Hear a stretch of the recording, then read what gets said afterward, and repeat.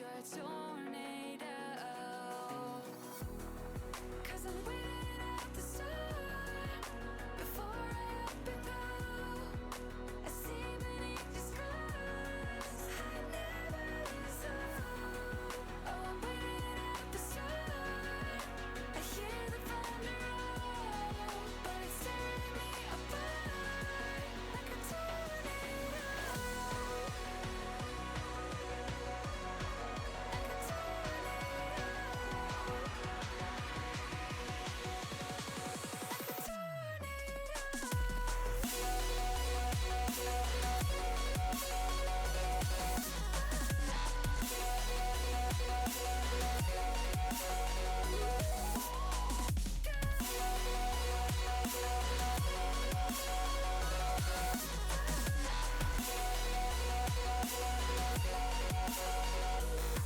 Every time we rewind to the way we were before, waking up, still stuck in the endless back and forth.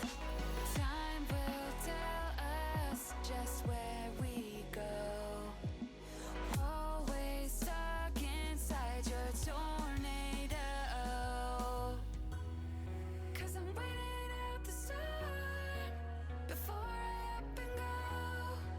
I see beneath your skies, I never lose hope. Oh, I'm waiting at the storm.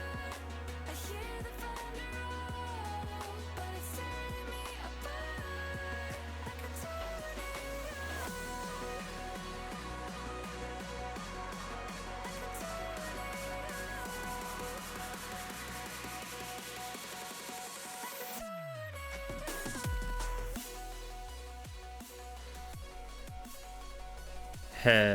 Hello, everybody.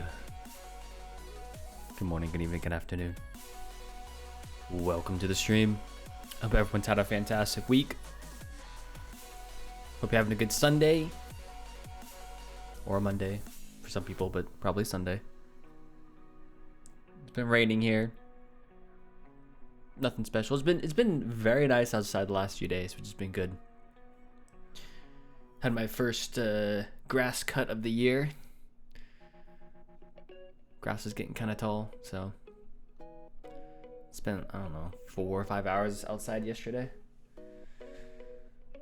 So got some good exercise. My throat's hurting a little bit, so we'll see how today goes. Partially, well, not really from being outside yesterday, to be honest.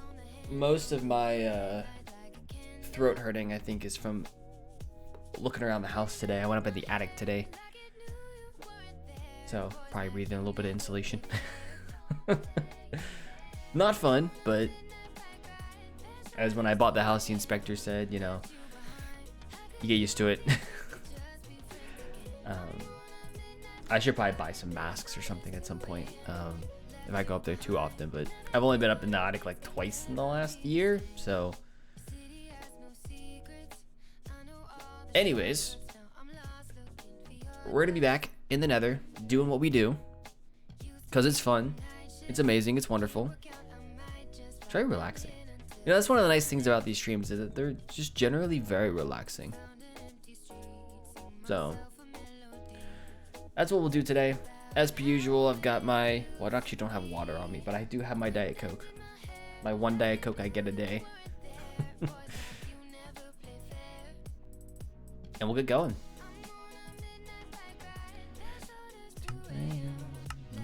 I'm not updated yet. I know we were checking on it last weekend. Let's do this. Come on, game. There we go. You got this, I believe. So I'm gonna see next what we want to do. I have a feeling. Let's do this. And also, by the way, anyone who might have an ad, it's gonna be starting in about 49 seconds. We do ad breaks at the very beginning of the stream normally because there aren't too many people here at the beginning of the stream, so it gets the ad break out of the way so anyone who joins in the next half an hour doesn't have ads they have to watch That's why I do it so early. But the next question is, where are we gonna start digging at? And there's certain things like over here, like this kind of bothers me, so it'd be nice to get rid of this and clean out up to like up here somewhere, you know. But that's not ooh, actually this might be, this part might be important. We can actually do that today. Yeah, don't be like that. There we go. Hey Sunny Stan, I hope you are doing well today as well. I'm doing pretty good. It's always good to see you. Gonna spend a few hours just chilling, doing some digging as per usual. Where in? Oh, I put it right there. Okay, we've gotten 2 gas tiers while being here, which is really nice. Doing great, but you can't guess what I'm building in Minecraft. Does it have anything to do with the world that you play in? Is it more buildings? It can't be more buildings. Yeah, we're gonna go up here. We're gonna work on this area. Whoop. Hello, buddy. Ooh. That's better. 5th and final church. Nice.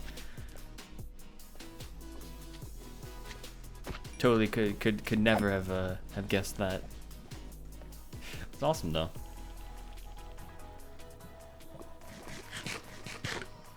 When you get really good at doing something, you want to do more of it sometimes too, you know, as well as if it's on your like list of like, oh, I gotta get this thing done, you know. When you get really good at it, you want to just keep doing it until you get tired of it. So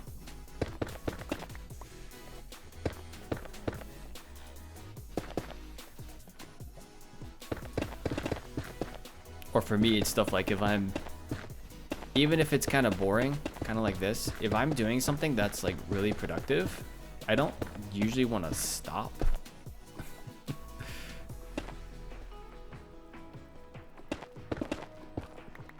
So this, for instance, you know, just even digging today, it's like, it's kind of hard to want to stop just because like, it's always very productive. Like always when I'm done with this, feel like I've done something good, you know? So.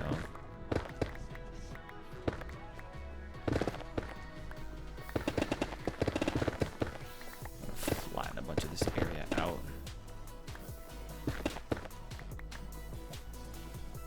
Go to here-ish maybe. So I got some space to work with here.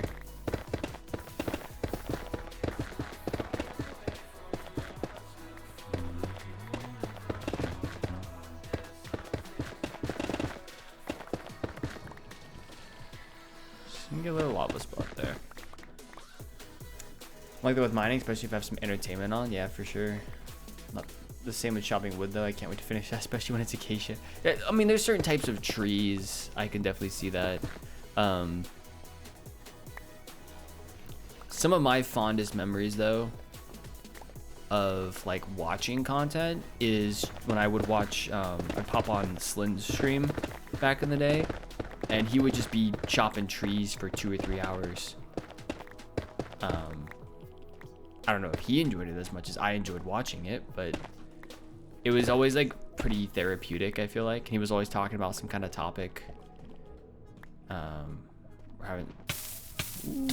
Okay. Of course I fell in the lava. Wouldn't be a stream without me falling into lava. Come on. I'll use my fire res potion if I can help it.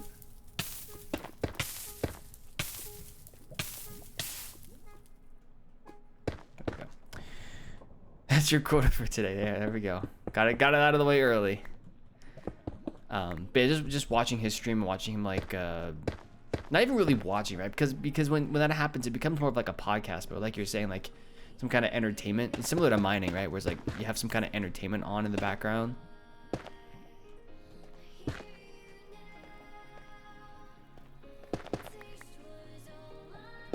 I personally enjoy chopping down trees as long as it's not mangrove. Mangrove I do not enjoy chopping down. Those are horrible. Acacia are okay for me.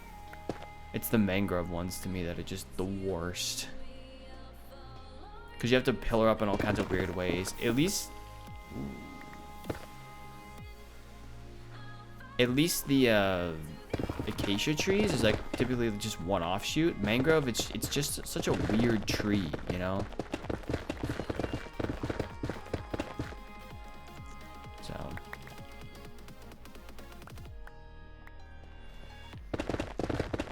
I very much prefer acacia over mangrove any day. But like wood, like oak, spruce trees are the best to chop down. Those are fun to chop down for me. Mangrove are the worst. Most trees are a bit easier if you put them 2 by 2. They tend to merge together and the branches are easy to find. Yeah. I mean, if you, even like oak and birch, if you plant them in like kind of the singular rows, to me aren't that bad. They're kind of a pain to grow, but to chop down, they're easy. Though I would say chopping down when I've deforested areas or like kind of deforested and then replanted, chopping down individual oak trees is more fun than the rows for sure. It's just you get a higher wood output from doing the rows than you would, or a faster wood output from doing the rows than you do just singular trees. So.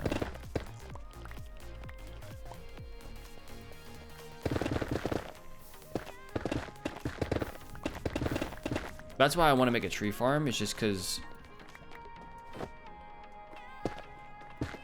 I quite like trees, chopping down trees.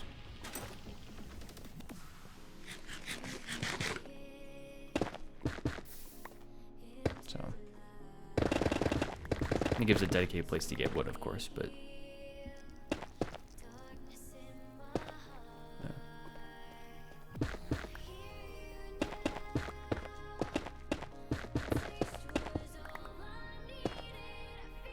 don't know where this is supposed to end.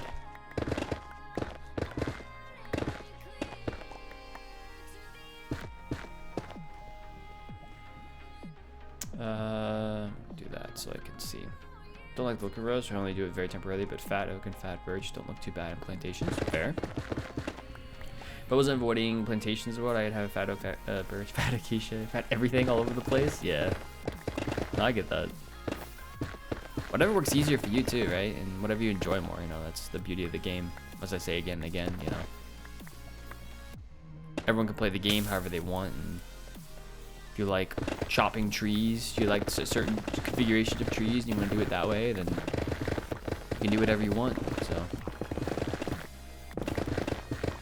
you don't have to worry about what the right way of doing something is. You just kind of do whatever you want.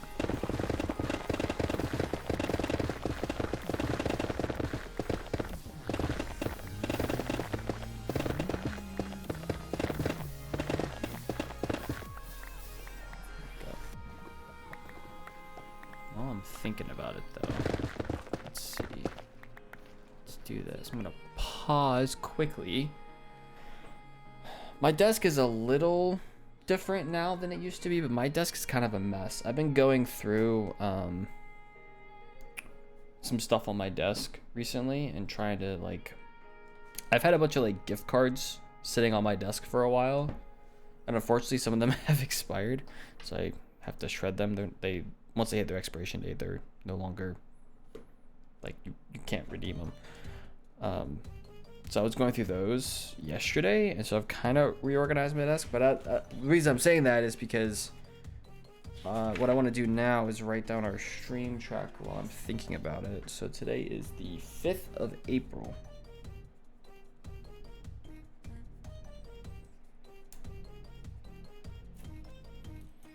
That is stream number 21 today. So if we do 1 week, 2 weeks, it's I will miss a stream at the end of April, but if I do 2 streams a week, I should be able to hit the halfway point by the end of April.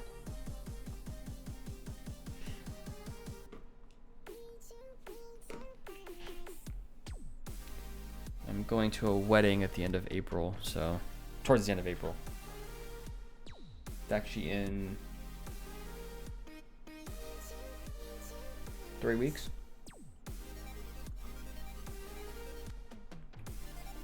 Is it 3 weeks? Yes, it's in 3 weeks. Just under 3 weeks now.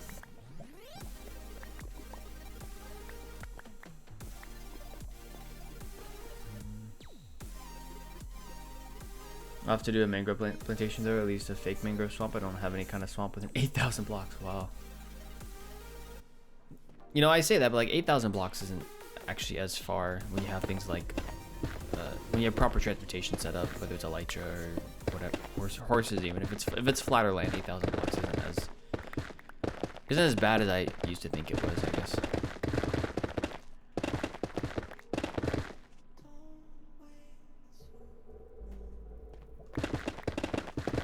You say today's your birthday? Is that what you meant by my birthday?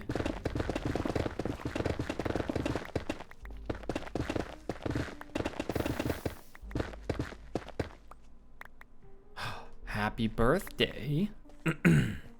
As my voice cracks. Because it's scratchy. Happy birthday, though. Just because you've seen a bunch of them doesn't mean you don't get a happy birthday.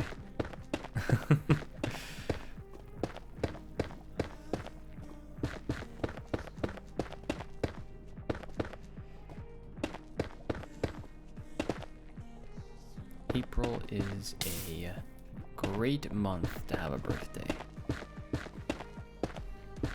The world's starting to wake up again, coming out of winter into spring.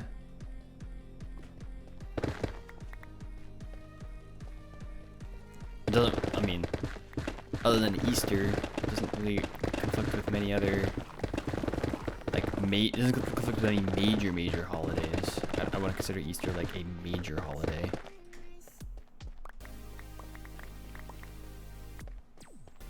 And it very much depends upon religious affiliation. So, some people don't even care about Easter, you know, so. It's not commercialized in the way that some other holidays are.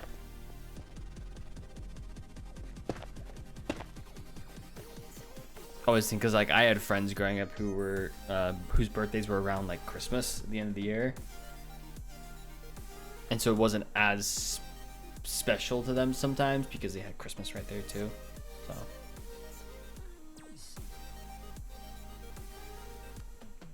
I like the special meaningful numbers, but there isn't one that for one of those for 7 more years now. Fair. Yeah, you do get to a certain point, right, where it's like, hey, you know, kind of in the middle between stuff. Like for me, being like in my 20s, a lot of my most meaningful birthdays were like towards the end of my teens, and then early 20s. You hit certain ages for certain milestones for adulthood, right? But yeah, beyond that, I think like the next big one for me is going to be 30, which will be another 3.5 years, roughly. So I don't have any like major things in my head either, but it's closer because I feel like 25 was a pretty big milestone. I went like 21, 25, and then 30. The 25, 26 area is a pretty big one. 26 is big in the US because for me, I had to keep track of that because when I hit 26 is when I can no longer be on, I think it was 26. Yeah, it was 26 when I could no longer be on my parents' health insurance, so I had to figure that out.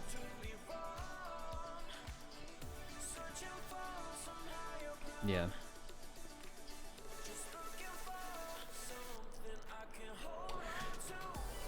We have also now officially been in this house for a year. I was thinking about that because like all of our health insurance stuff, right? I turned 26 last year.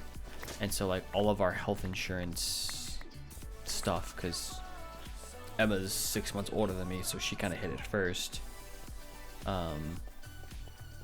Of like figuring that stuff out. Was right around when we bought this house.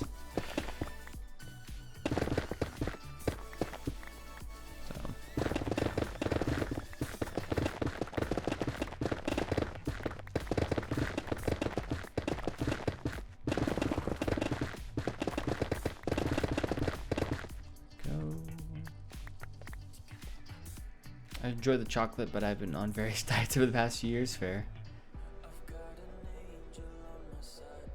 I think of 60 is one of my favorite numbers, so I'm looking forward to that one. I like numbers that divide by everything. Yeah, that's a good number.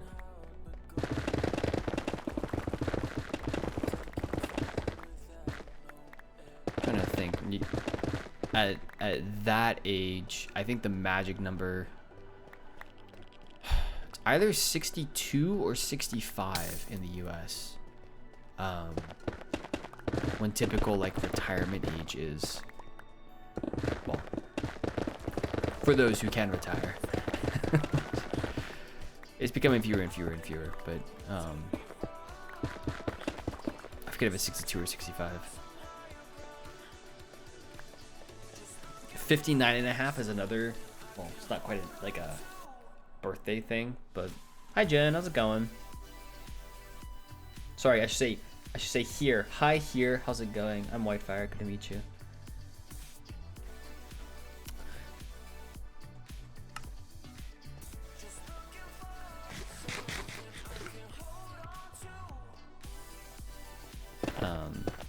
Yeah, typically like 59.5 is like, I believe, the earliest you can retire and start taking like money out of retirement accounts without penalty.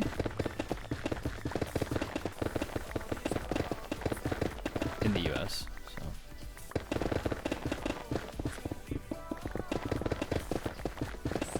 Remember, because that's the age when I would talk to my dad about retirement. That's the age he would talk about. It's 59.5. That's like the earliest. Most people do not retire at 59.5.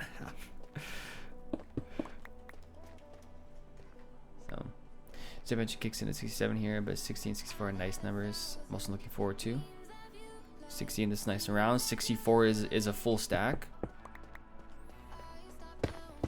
Full stack number.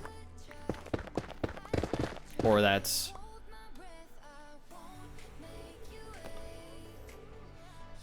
is that 8 bytes? Is there 8 bits in a byte? I should know this. My head always gets confused between 4 and 8. I believe that's 8 bytes. Because 32 bits should be 4 bytes. 16 bits is 2 bytes. So I believe 8 is 1. 8 would be 1. 8 times 8 bytes is 64. I've been having to work with more like fixed width stuff.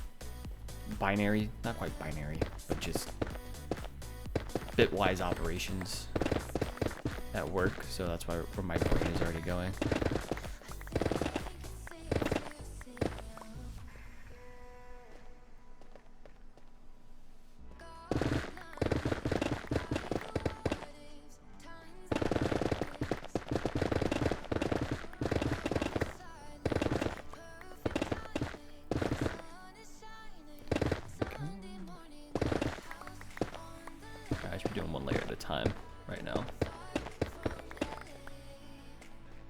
Haha, psych. Now I'm here. Were you not here before? Wait.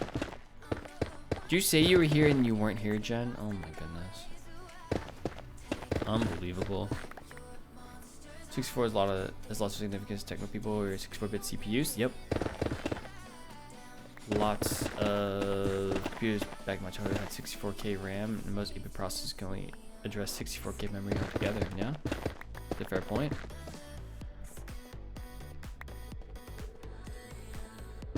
So what has a 64-bit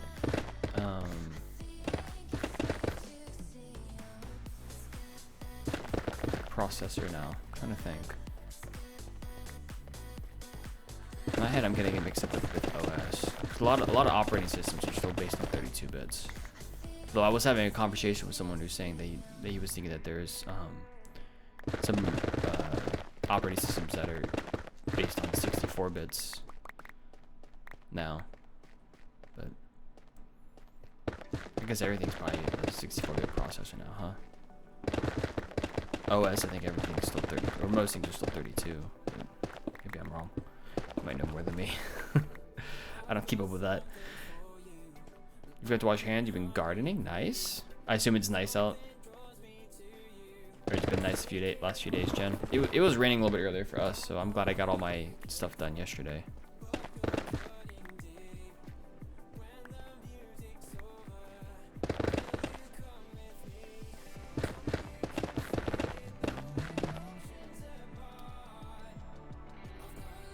Those modern PCs and Macs are 64-bit, aren't they? I know my ancient Core i3 and i5 are. Probably.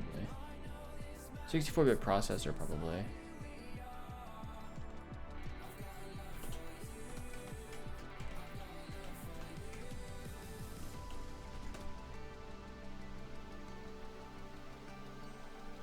Yeah, x86 64. Yep. Are we? Hold on.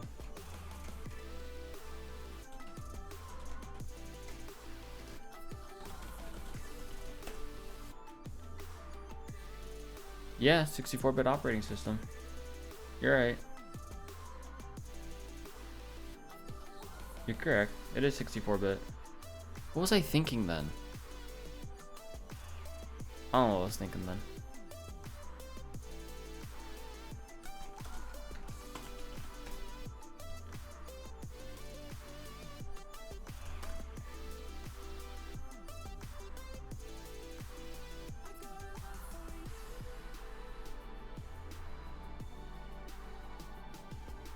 Yeah, 32-bit 32-bit operating systems are older. They're the x86 OSs, but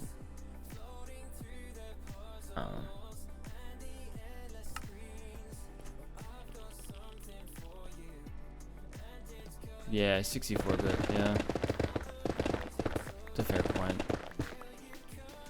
I guess it's not something I think about too much, but I've been having to think about it more recently, so.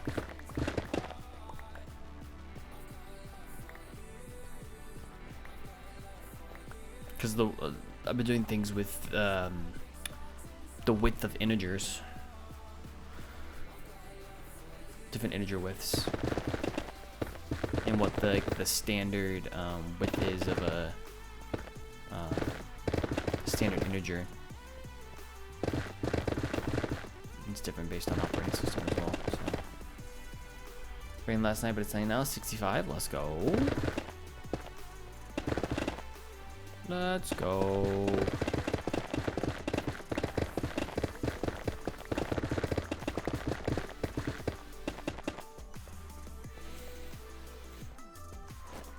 Sunny is always good. Though a good amount of rain's always good too. You don't want too much rain. Keep everything hydrated.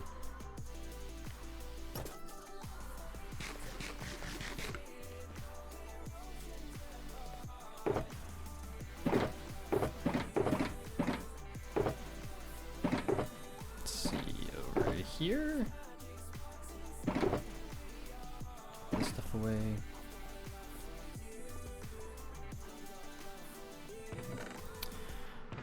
I spent a little bit of time yesterday, speaking of, it's not quite gardening, but there is in our front yard, there is a concrete circle that always bothers me because it's over the last year, it's definitely gotten overgrown. Even before that was getting overgrown. It's where the previous homeowner used to have like a basketball hoop. And it was in concrete.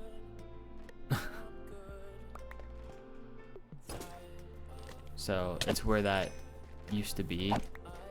It's just getting overgrown, and it bothers me that it is overgrown, because I have to see it every time because it's right next to the driveway, so I have to see it every time I pull in. So I spent a little bit of time yesterday, like hand carving out, like finding the edge of the circle and ripping off some of the overgrowth. It looks a lot better now.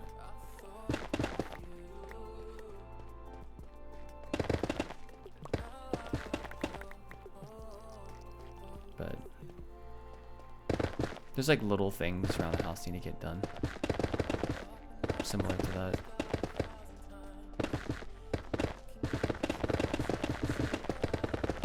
Just like if we have this concrete circle, either one, I want to rip it out, pack it with dirt and let grass grow,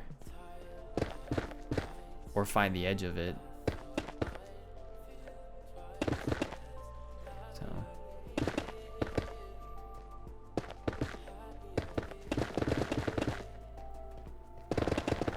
in the backyard we have a bunch of, I think we had them last year as well, but the daylilies are coming back, which is fine if there's only like a small number of them, but they pretty much like take over the backyard or portions of the backyard. And specifically when they grow, they hold water, they keep the soil moist, but it's also then close to the house, and I'd rather not have that amount of moisture next to our foundation. So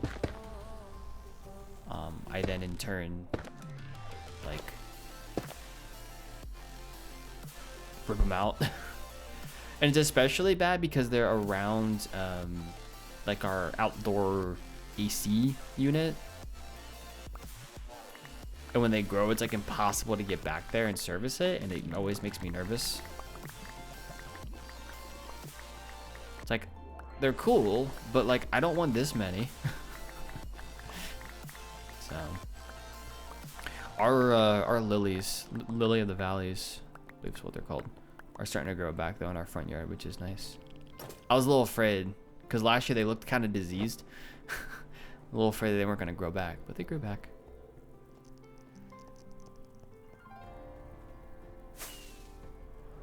They multiply so quickly though, the daylilies. It's insane to me.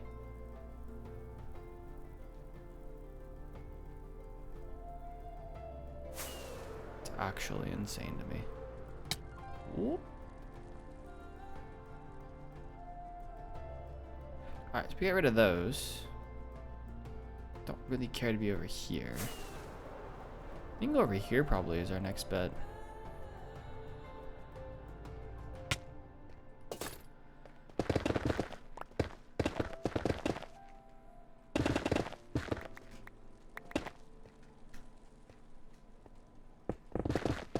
So I'm just excited now that the weather's getting a little warmer. I can get outside a little more and start doing a few more projects.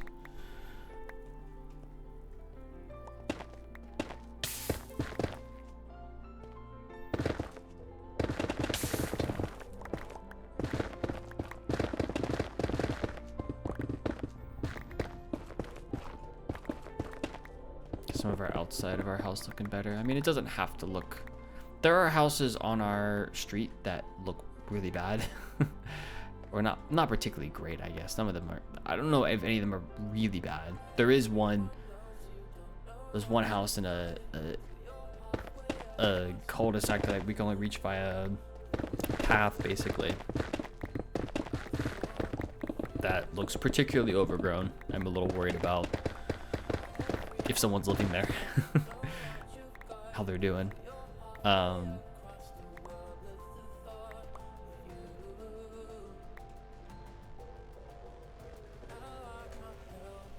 a block there.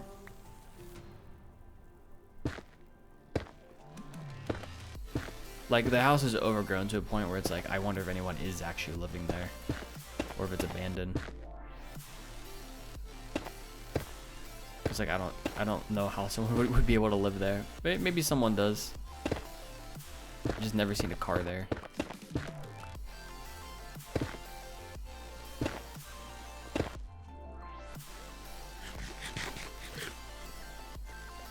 But I like to get our house to look the best that it can within reason. One of the houses on our street is starting to go through a transformation of the yard. They planted some grass seed last year, but it looked like they redid like their entire front yard. Putting some grass seed last year, and so it's starting to grow. It's looking good. It could be, yeah.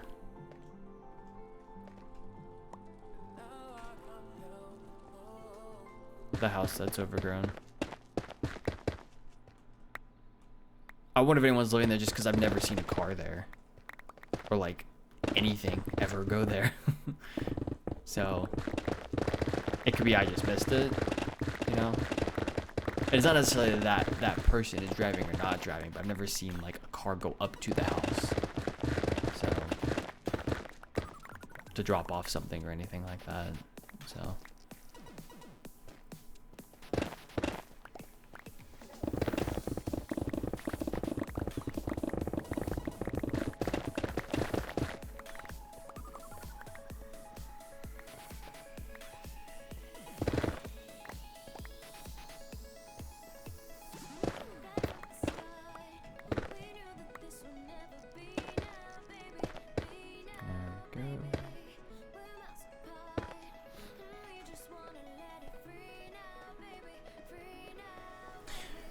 So we live at the corner of two roads, and one of the roads is a cul-de-sac. And all the cul-de-sacs near us have a circle in the middle with grass on it and trees and stuff. And so everybody in the cul-de-sac is able to kind of contribute to the area, or to the circle. And they're the ones who, the cul-de-sac's the ones who have to maintain it. We're technically not part of the cul-de-sac crew, but we are, like, still kind of part of the group.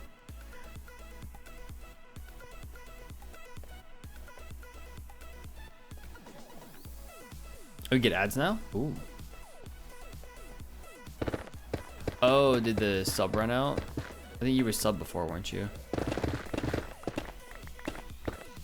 Is the ad over now? Before I continue my story. It was a gift sub, yeah.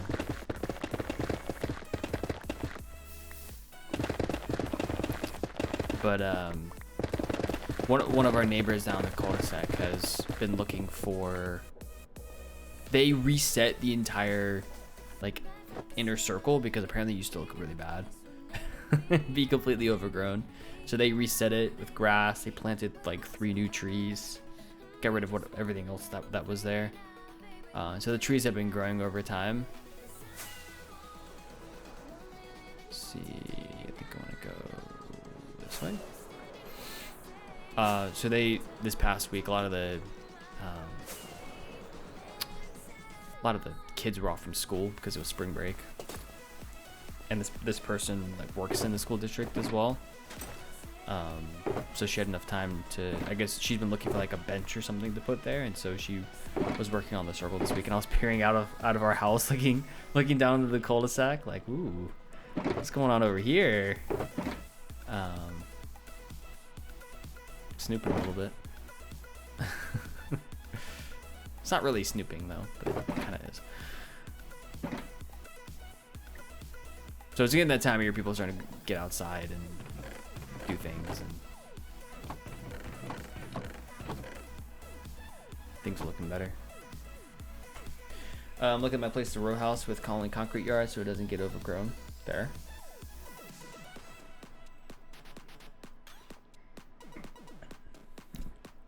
We have a number of yards that, at least backyards, that can get somewhat overgrown. But even though we live in an HOA, and I know HOAs like in the US are notorious for having like certain standards, our HOA is pretty relaxed, to be honest. It's a pretty reasonable HOA. Nobody's trying to like be mean to other people. It's a lot of like people want things to have some level of uniformity, but at the same time, like, we're all individuals, and as long as something isn't extreme, it generally just goes through. They want people to still be able to like add on to their homes. There's a set of guidelines you have to follow, but it's not crazy. Half the time, some of them aren't even enforced. Which has been kind of the nice thing about living here is it's good and bad, right? You get a little more of like things get a little more overgrown, but at the same time, there's a lot of leeway for people. So you can't really have one without the other. So I'd much rather have leeway for people than some kind of strict enforcement.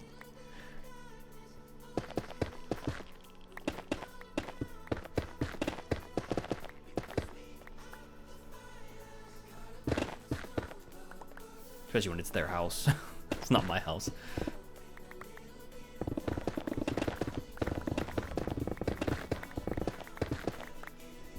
It was weird moving here, coming from like growing up. I did it again. I did it again. Strike 2. 3 strikes and you're out.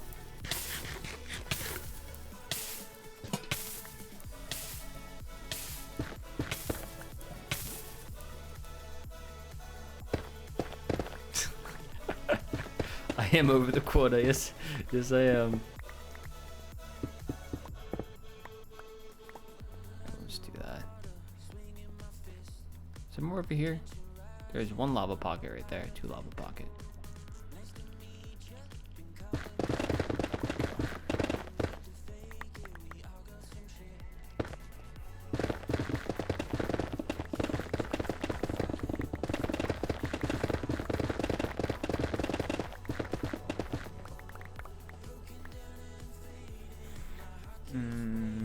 I do have a wood planter to sort out. Though it's disintegrated over winter, and now the weather is nice to get rid of it and the soil that's disgorging into my backyard. We don't have those here. The only people who can dictate what I have in my yard are the landlords, that's agent and planning law. Fair. A lot of HOAs are just way too overbearing, right? So one of the nice things about for us having an HOA is there are different places near us. So we live in Maryland, but Northern Virginia, just outside of DC, is notorious for this, where the number of houses that were built in the 50s and 60s that are getting old now, or even some built in the 70s. Where we live in Maryland, because of our HOA and some of the rules, it makes it more difficult to completely tear down a house and rebuild it. You can still do it, but you have to go through a lot more process to do it. So in our neighborhood, a lot of the houses are still the original, built in the 60s kind of style. No one's really torn down any houses here. And they're all, I would say for the most part, taken care of fairly well. Some of them aren't, but even then they typically just get renovated. They don't get torn down and rebuilt. No one's tearing down a 2,000 square foot house to build a 5,000 square foot house on the same plot. Versus over in Northern Virginia, a number of neighborhoods there are seeing a number of houses being torn down, and they're mostly, they're areas without HOAs a lot of times. Actually, I think all the time, without any significant HOAs, I should say. Some of them still have very, very small ones. The houses that are normal, 1,500, 2,000, 2,500 square foot homes are getting torn down and getting built up these gigantic homes. Now, in Northern Virginia, a typical house that was built in the 60s or 70s, that's 2,000 square feet, is $1 million house now, regardless of its condition, just because of where it's at. These newer homes are 2.5 to 3 million. And what it's doing is it's making it so that the only people who can live in these areas are people who can afford a $2.5 to $3 million home, which is a very, very small population.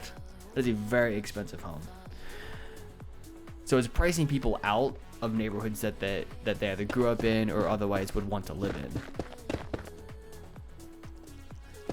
Versus where we live, because the houses are still of a reasonable size, 3 or 4 bedrooms, 2 or 3 bathrooms kind of thing. They're reasonably priced.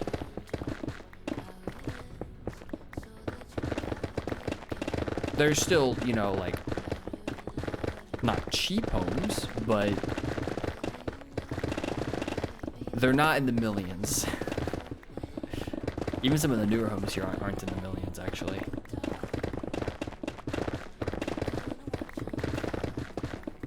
And so that's one of the nice things about kind of us having an HOA is it prevents the neighborhoods from getting these like multi-million-dollar homes being built. It's great for the neighborhood, like helping to raise home values if you own a home. But if you don't own a home in these areas, you know, it significantly raises prices and prices people out of areas that they otherwise could have afforded if homes were smaller. So some stuff like that makes me appreciate like that we have a HOA that is reasonable.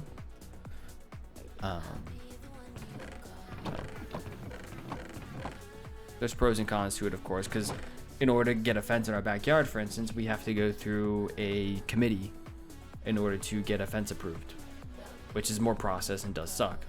But there's some good parts about it too. And the process, from what I've heard, people who've lived here for a long time, is way easier now, especially for things like fences, than it used to be. Fences, for the most part, they were saying just kind of like get pushed through. Have you considered these things? Are you under these guidelines? Yes. Okay, you're fine. So, though it still does get talked about around here, just because of how much house prices have risen in the U.S., that people who used to live in these neighborhoods is a lot worse, and like I was saying, in like Northern Virginia, but they are getting priced out. Unfortunately, just because of the incredible rise in housing prices.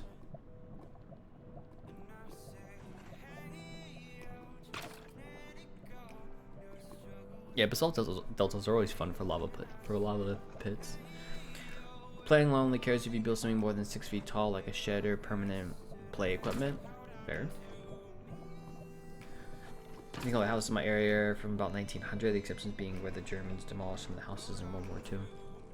Where we live in Maryland, like the general area got built up in like the 60s. Post World War II. 50s and 60s is when like the area that we lived in really boomed. So a lot of the homes around here were built in the 60s.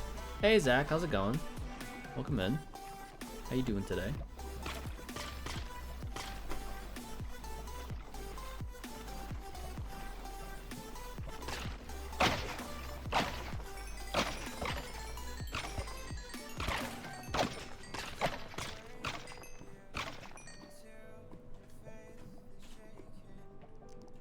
All good, thanks. How are you? I'm good. I'm good. Every time I stream, like what I talk about always ends up being something about homes and home ownership and stuff like that, because like the biggest two things I do in my life right now are work and home stuff. So, and like I don't really like talking about work as much, so it always goes to home ownership stuff. Yeah, I mean, I don't know. I'm a bit young. I'm getting a phone call. Give me 1 second.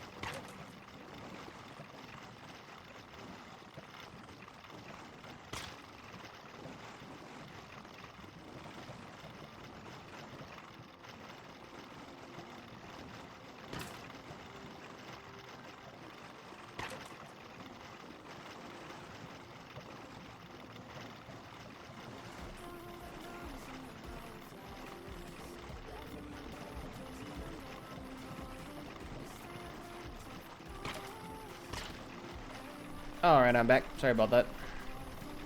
Got a bunch of wither skeletons apparently. I got a call. I've got some people coming over in about an hour, so I'm gonna end probably a little early today. But we still got at least another half an hour, so.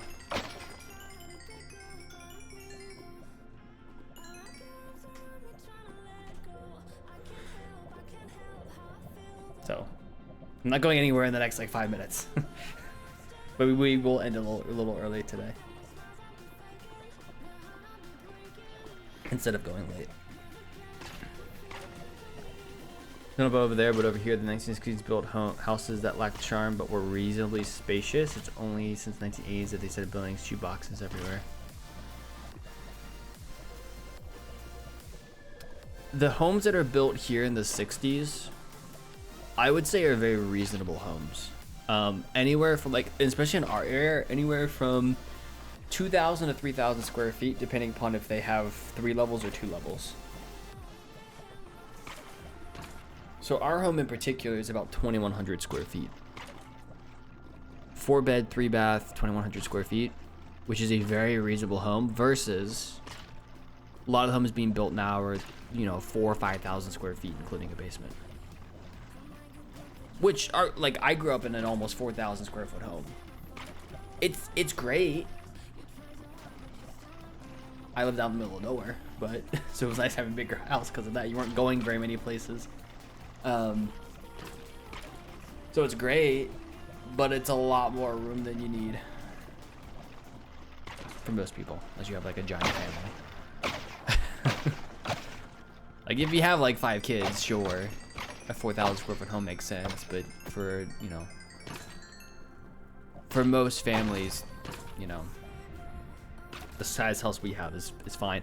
And what's nice about where we live is that we're in the middle of like everything. So there's parks near us that are in easy walking distance. Schools are in easy walking distance. Shops are not really in walking distance per se, but they're relatively close. You could walk there. So like, you don't need as much space, I guess, when you can go outside and go do other things. And the rooms are still reasonably sized. So, also when it comes to big collecting the kids' careers, marriage, houses, it's never too young to think about it. Fair. Never too young to think about it, for sure. You know, we're ahead of our peers, I guess, is kind of where I go with that.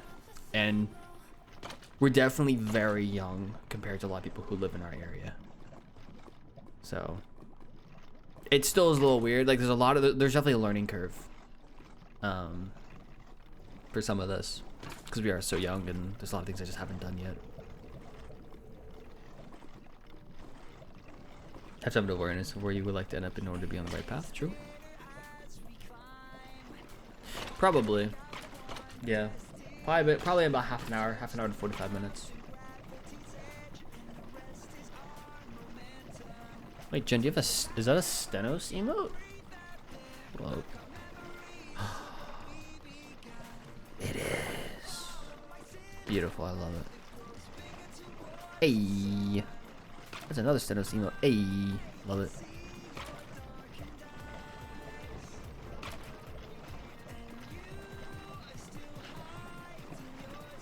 He's back. Someone gets me a sub. Let's go.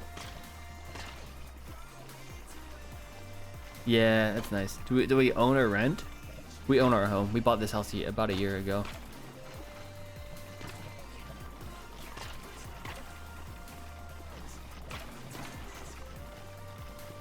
Yeah, actually nice. Fair enough. I think with the houses I lived in New Jersey, it's really difficult to compare since houses over here are so much smaller anyway. Yeah, houses in the US I think are just a lot bigger. Like I said, for me, growing up in the house I grew up in, it was nice because we lived kind of in the middle of nowhere. You had to drive everywhere.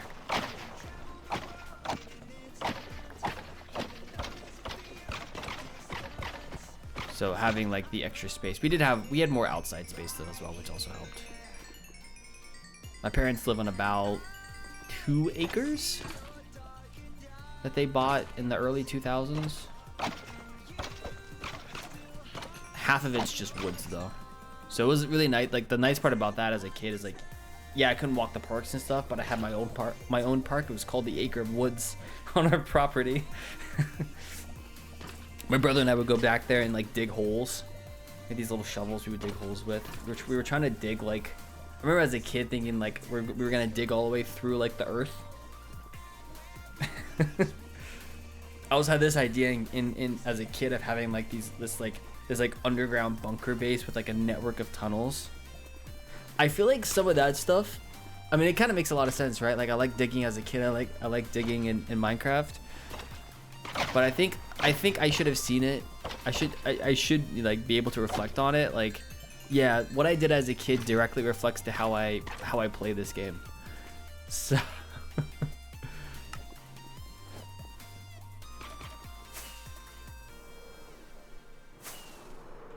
that actually makes a lot of sense.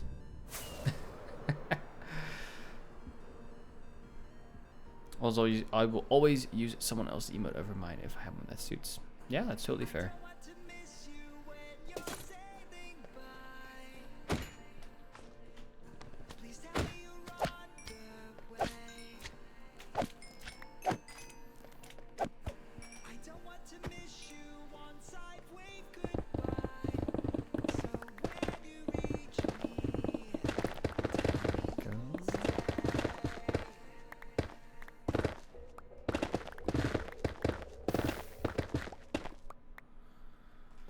A lot of woods, yeah.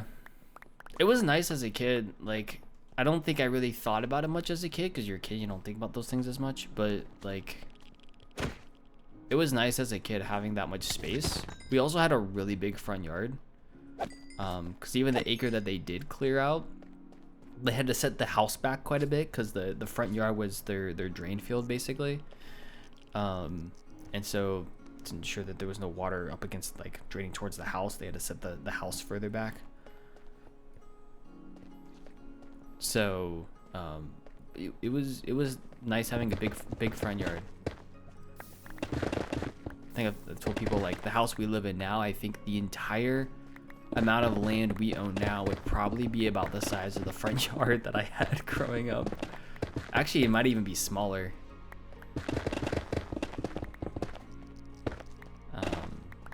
And then, you know, there becomes good and bad with that because I cut grass yesterday.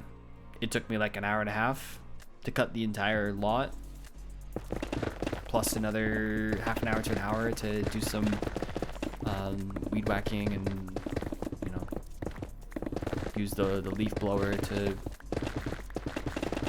help make things look a little better. It took like my dad and I combined 4 hours to do everything.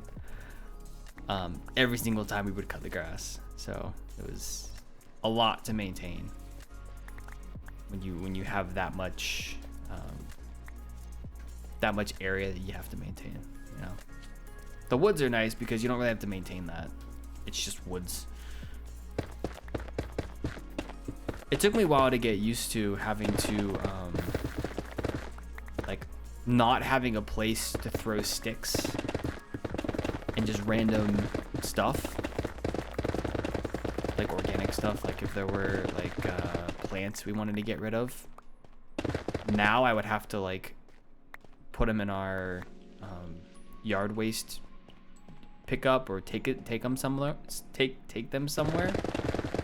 When I was a kid, you just throw it in the woods. Let it be one with nature again. So when my parents would like replace like plants that like dead plants, they would just throw them back in the woods. Let them decompose there.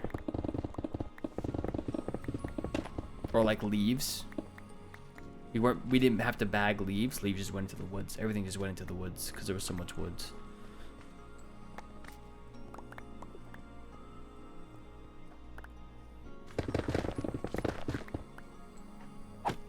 So that's one of the things you kind of have to get used to over time. Incoming ad break in about 4.5 minutes, by the way, folks. Just FYI.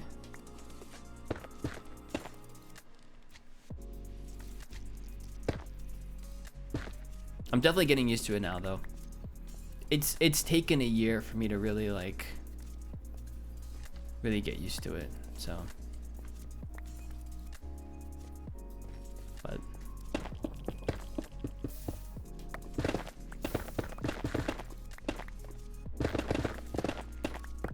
one of my favorite things to do in my in the passing moments, either when working or outside of work, is look up not even really power tools, but like lawn equipment. I really want to get like a lawn edger, because our sidewalks just are not great. They're passable, you know, but they're not great. So I've been looking soon to get an edger. So good time to get meds and dinner then. Yeah, it's gonna start in about 3.5 minutes. So yeah, that would be a pretty good time to go do that. For you, it's probably, yeah, it's definitely dinner time for you.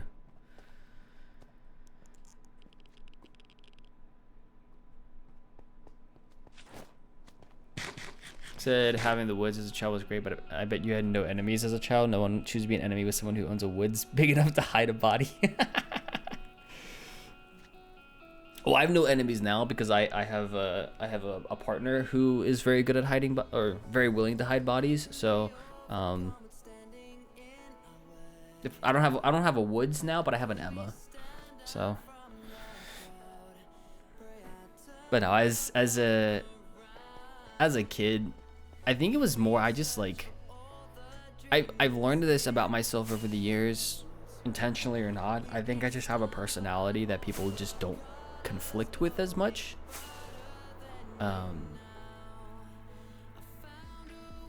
It had I mean, the woods are nice. It had a lot less to do with the woods and a lot more to do with, I just generally didn't have many conflicts with people. I had people I didn't like. I had a very small amount of people who didn't like me as a kid. But I also just generally didn't conflict with people.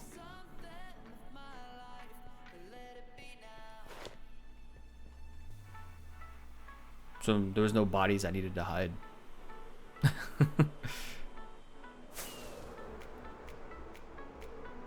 Because if she seems sweet and innocent, those are the ones you have to be careful not to mess with. Oh yeah, for sure.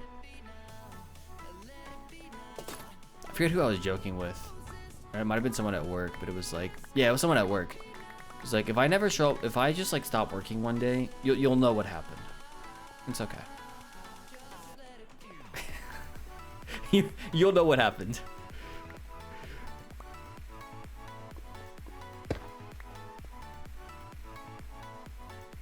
I will say that's a joke. Like I would never like actually, she would never actually do that, but just to be clear.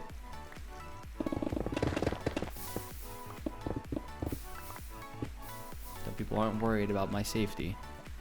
I'm perfectly okay. Don't worry about me.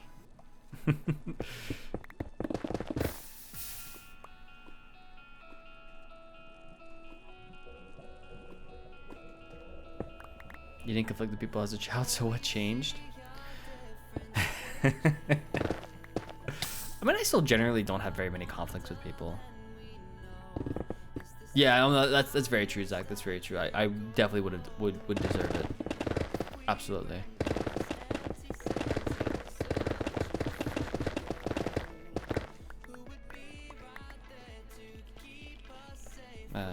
I don't want to say much has changed. I still generally don't have many conflicts with people. There's just, like, I've gotten better at being more confident, I guess. And so, like, I am more willing to, when I do have conflicts with people, like, do something about it. My confidence has gotten better. Even though it's still not great, it's gotten better. So. And I focus a lot more on the solving the problem. And if I can't solve the problem, then I say, you know what, this isn't gonna work out or whatever it is. But I still focus, I would say, a lot more on problem solving than I do on like having conflicts, I guess. So. Really? Rude.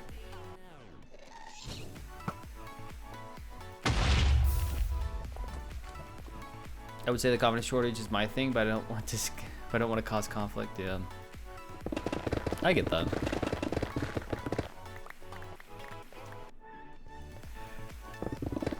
Not having confidence or lack of confidence can often be mistaken for being humble, which is what happened to me a lot as a kid. It was like people thought it was humility when really it was just lack of confidence. But you get better at it over time. Ad has begun, by the way. Enjoy the ads, everyone. If you're not getting an ad right now, congratulations. You're either subscribed, have Twitch Turbo, or just got very lucky. Or have ad block.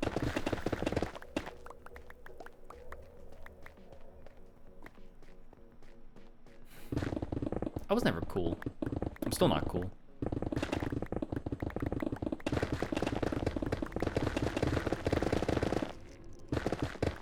The biggest part of it was that I straddled both worlds. You know, a lot of times, especially in high school, there's like the nerd group and then like the sport group, the jocks, the nerds and the jocks, the geeks and the jocks, whatever you want to call them. I always straddled that group because I was in all the accelerated classes, but I also played a bunch of sports, and so like I knew everybody knew me. And then the more important part about it is that I had an older brother, so that's also why people didn't mess with me.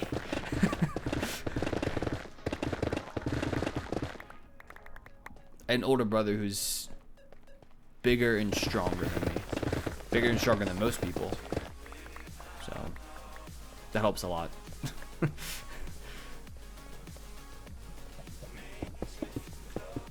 He was a year ahead of me, so we pretty much went to school together.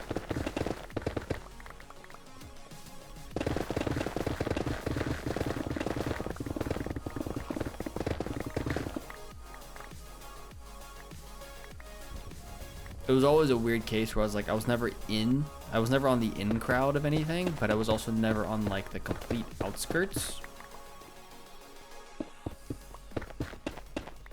I was always like adjacent to a lot of groups, so there was a lot of like,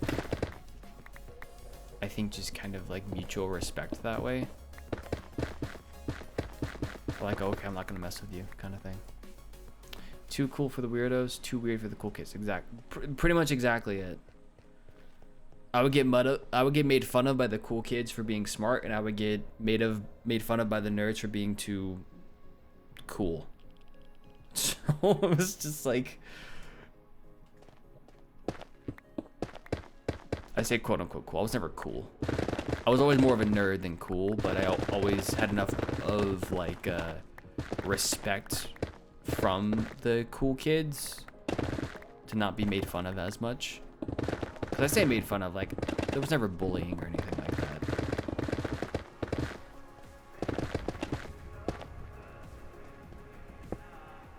Well, nothing serious. There were things that you could look at and say that was probably bullying, but it wasn't anything that like resulted in major disagreements or fights or anything like that.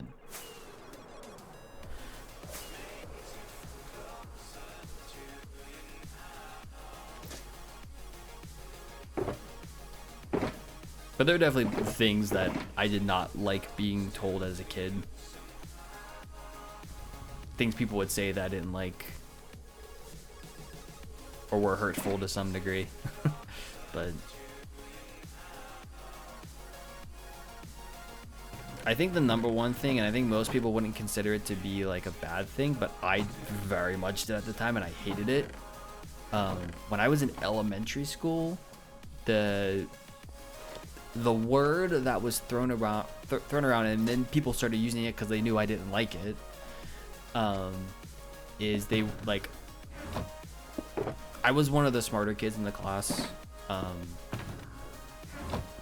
Most people knew it. I knew it. Wasn't a secret. So the word that got thrown around was genius. Everyone would say I was a genius, and I hated that word. And so people would call me a genius just to get under my skin. It was a very frequent thing that I still hate. I still cringe when I hear it. If I hear it, which is very few and far between, but Texture Boy genius. It got particularly bad in elementary school because, like I said, people knew that I didn't like it. Certain people knew that I didn't like it, and so they would always poke fun at me for it.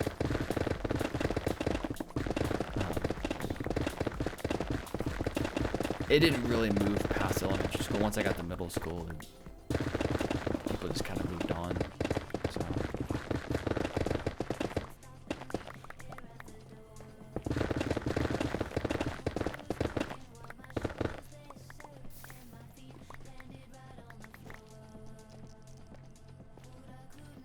Yes, exactly. That is much better, Zach. I like that much better.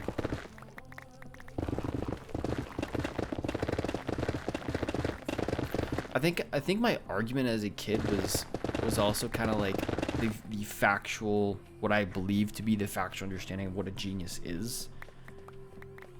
Like, I never had the IQ of a genius, so it wasn't a factually accurate statement. So I didn't like it because of that, and then people just also knew I didn't like it. So.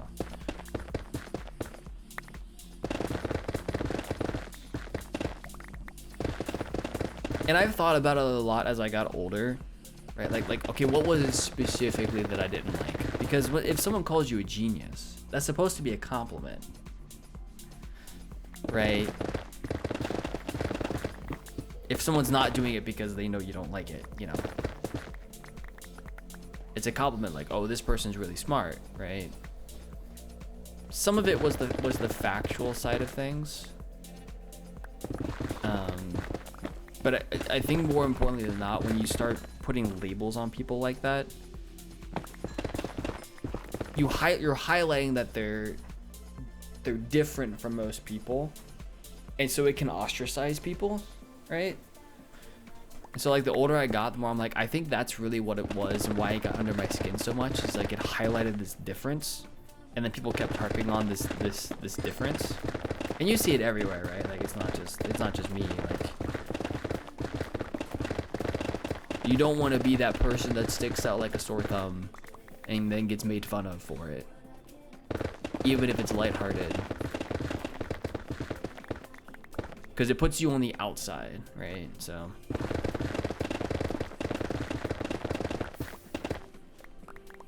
I did not like me put on the outside.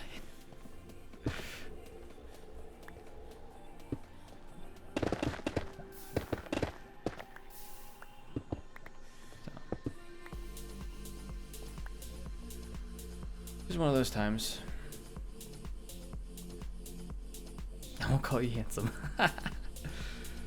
There's also oversimplification. No one should ever. Yeah. Oh well, no one ever is one thing. We are all a multitude of things, based upon a combination of genetics, experience, where we come from. We're all a combination of different things.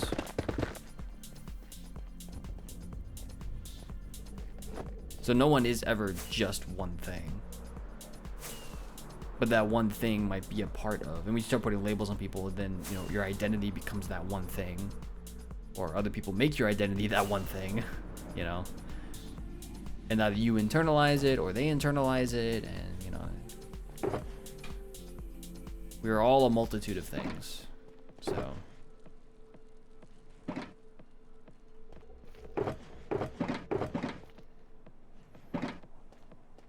it's definitely a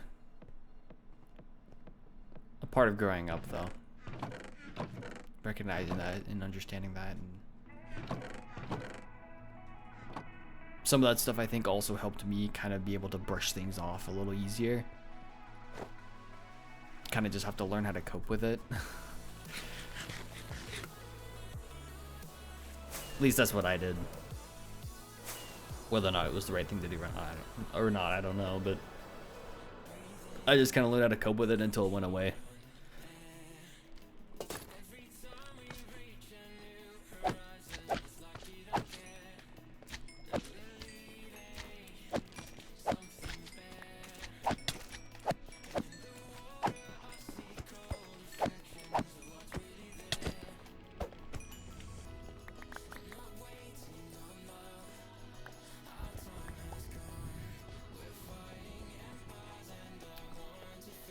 and then you combine that with other things, and it makes things harder, right? Like, there was that portion of it, but I was also, like, in my grade growing up, as I went up through the grades, I was always one of the younger kids. I'm a September baby, and the cutoff for like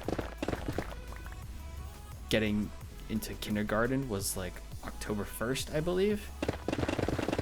I was born like 6 or 7 days before the cutoff.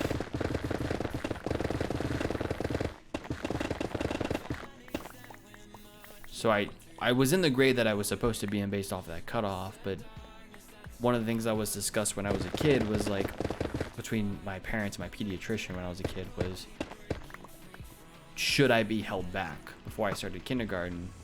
Because physically, oh, there we go. Physically, I was behind other kids. I was going to be behind other kids because they just had 6 months to a year more of time to develop. So like I graduated high school when I was 17, which is not normal.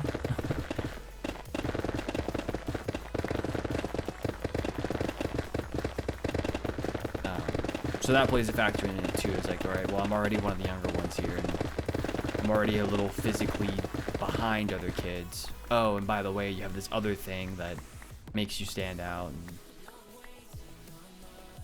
I had friends as well growing up who were over a year older than me, either because, well, a lot of times because they had a similar debate and they were held back and I wasn't.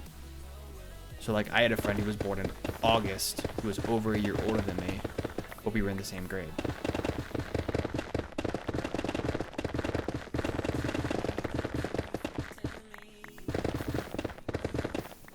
So just one of those things, labels, identities, you know. You become that kid that's the youngest, or even like as a kid I internalized like I'm one of the younger people here. And that became part of my identity.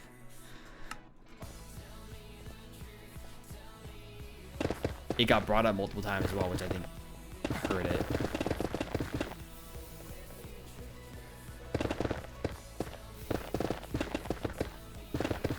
Emotionally, I think I was a little further behind other kids. So not just physically, but emotionally. Like there were still points when I was in like 2nd or 3rd grade where I would cry over certain things that I should not have cried over, and I think emotionally I just wasn't as like regulated yet as I should have been. So part of your identity also becomes like, hey, like I was considered one of the smarter kids in the class, and I was also one of the youngest. So those things, you know, come together, and it messes with your head. For sure.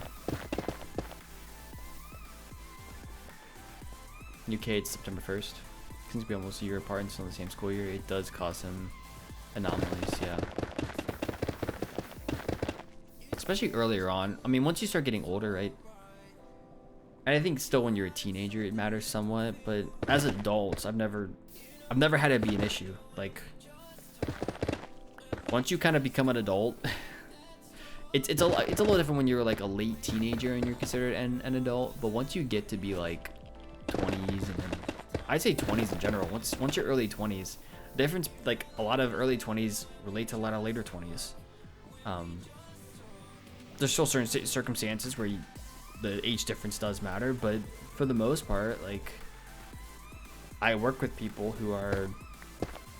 I have worked with people even when I started full time that were a few years older than me, and we did a lot of the same things. We were in a lot of the same similar parts of life, and so it becomes a lot less of an issue the older you get. So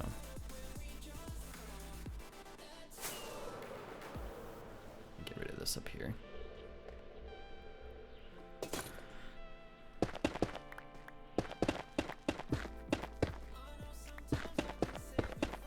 A lot of it's just developmentally, right? As we develop, you get to a certain point in 20s or 30s, and you're not really developing the way you were in your teens. So.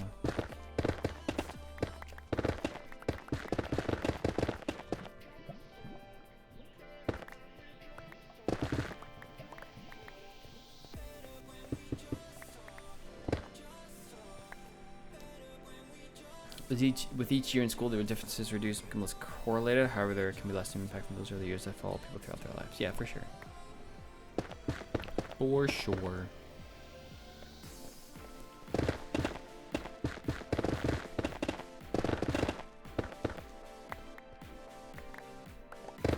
It takes a lot of work for that identity, because it's taken me a long time for that identity to kind of go away.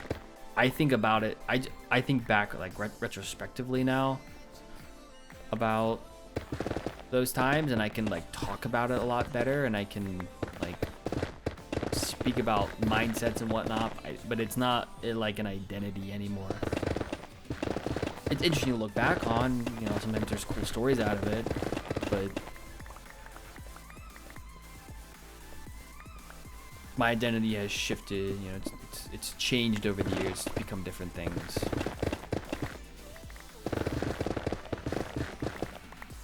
My identity is a lot less based on labels now, a lot more based upon just how I view myself from what I do and who I want to be, rather than a label that's put on me, for instance.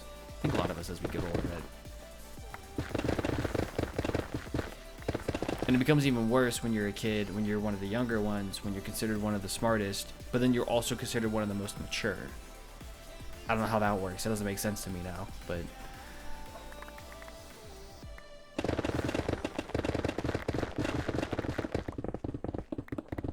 there were some parts I was mature about and others that I wasn't, but that was like the general, like, when people talked about me, people who knew me, those are the things that were said. It's like, I don't know how true that is, but hey, I guess that's just that's the perception, right?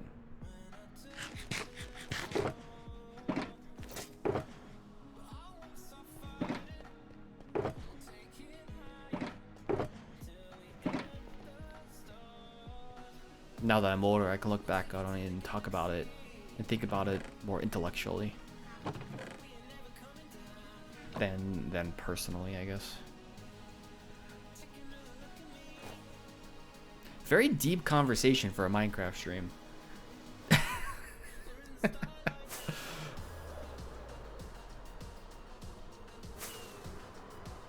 Did not mean to go down this route, but here we are.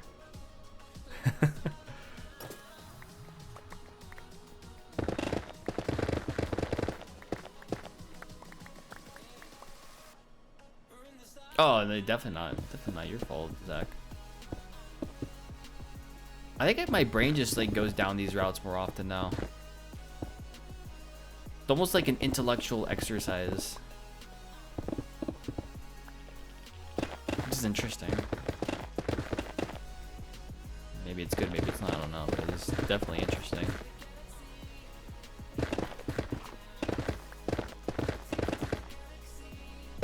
Starlight now. We're coming down.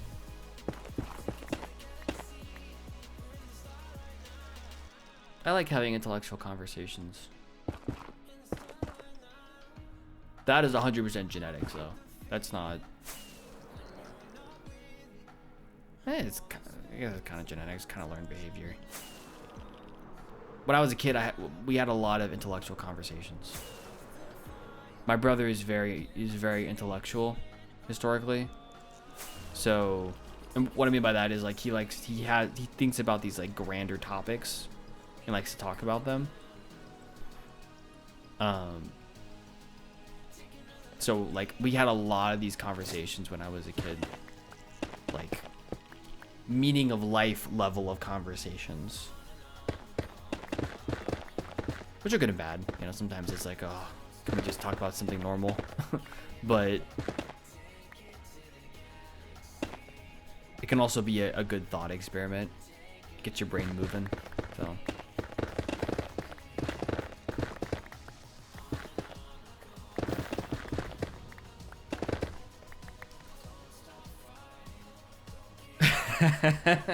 My brain is being too intellectual, distracted with flatulence sounds. There we go. Classic. I love it.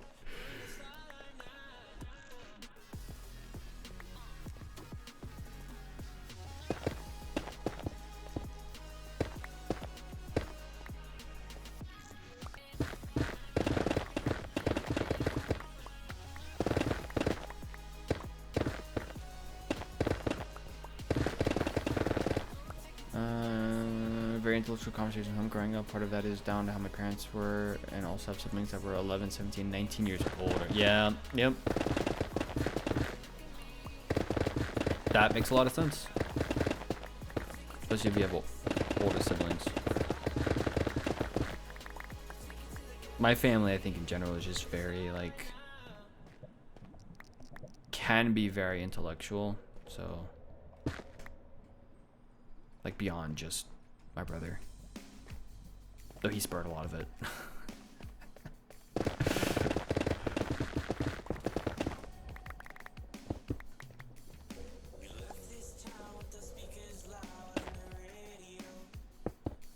The more you know.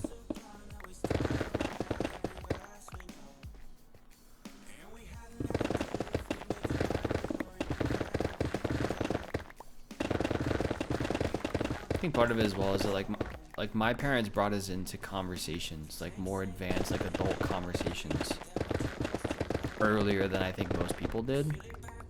Like there weren't many conversations that were like that we weren't able to have. They wouldn't shy away from things. A lot of things. There's certain things that they still did, things that were like age appropriate. Things that weren't age appropriate, you know. But I would say for the most part, like, we had a lot more of those, like, conversations that people my age probably would not have had, or where their parents wouldn't have allowed them to have the conversations. We were involved in them more, so we were allowed to have thoughts on things and allowed to talk about it and things like that. So 70-30 rule. I don't think so. I don't think I'm familiar with that.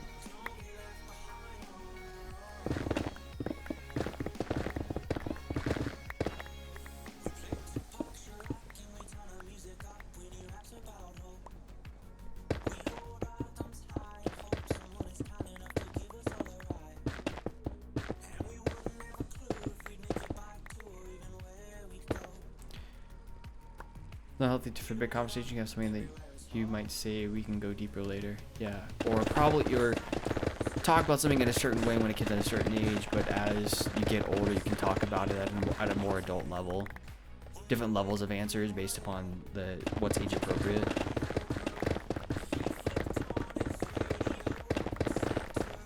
But like my parents would have more difficult conversations, and I would still be around. There were certain things like details about like financial things we wouldn't talk about. But there were still like financial conversations that happened as early as, you know, I was in early elementary school, so like 7, 8, 9 years old. I remember that like they weren't, it wasn't off limits, you know. They still exposed us to some of the financial things. So,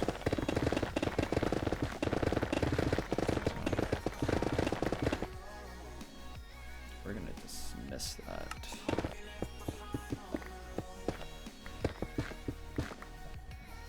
You're supposed to be studying set at their level and 30 set above their level. As a parent guardian teacher, your job is to help them increase their understanding and abilities in the world. That's a very good point. Yeah.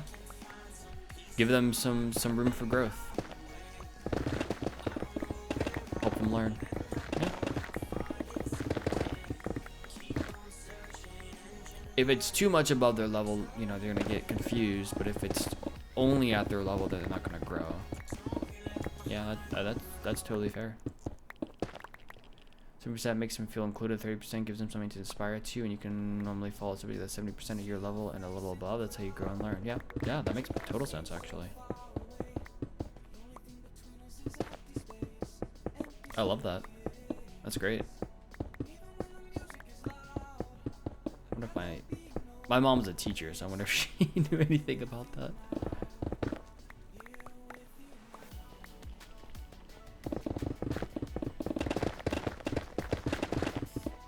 My mom's a math teacher in particular, so maybe she wouldn't. I don't know. Plus, if you do too much above, you'll lose them, or they feel like they can't keep up and have failed. Oh yeah, for sure.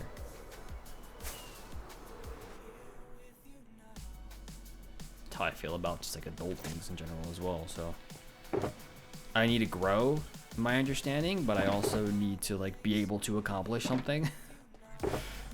If it's too difficult, then you're just gonna like give up. Chess a good example, and you strike me as someone who can play. I have never really learned how to play chess. Like I did a little bit as a kid, but I've never like gotten into it. So I don't know. I put chess on the same thing as like Rubik's cubes, you know, puzzles, and like there's different patterns and different ways of playing it. How do you solve a Rubik's cube? I can't solve a Rubik's cube to this day. I could probably learn how to, but I never have. Played at their level, they won't get better. If you use every technique, you know you will win. You will win every time, and then they won't want to play. Feels like me as a kid when I was playing against my brother. In like any game, he would always win. It's like no fair. I wasn't understanding how he was winning, so it does get to the point where you're just like, I don't want to play anymore. You're just gonna keep winning like that. I don't want to play. No, thank you.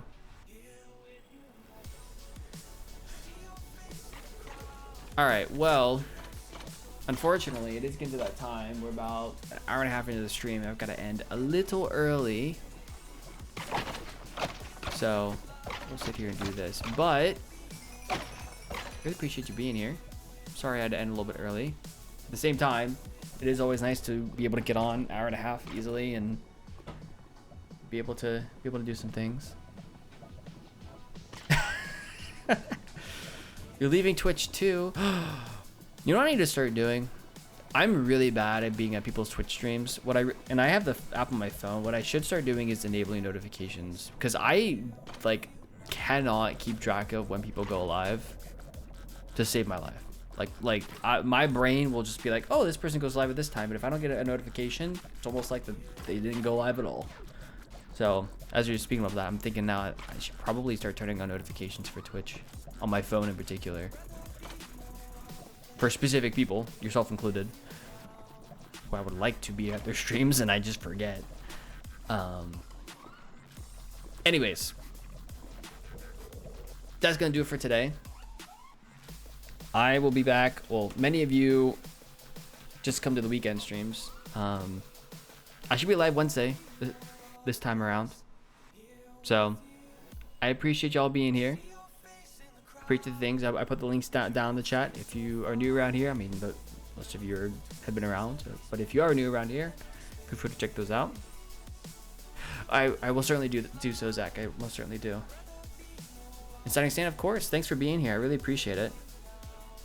I will certainly. I'll see many of you next weekend and or Wednesday. So take care, everyone. Have a great rest of your day. Be kind to each other. Be kind to others. Treat other people the way that you want to be treated. And have a great day. Thanks for being here, y'all. Appreciate you. I'll see you next time.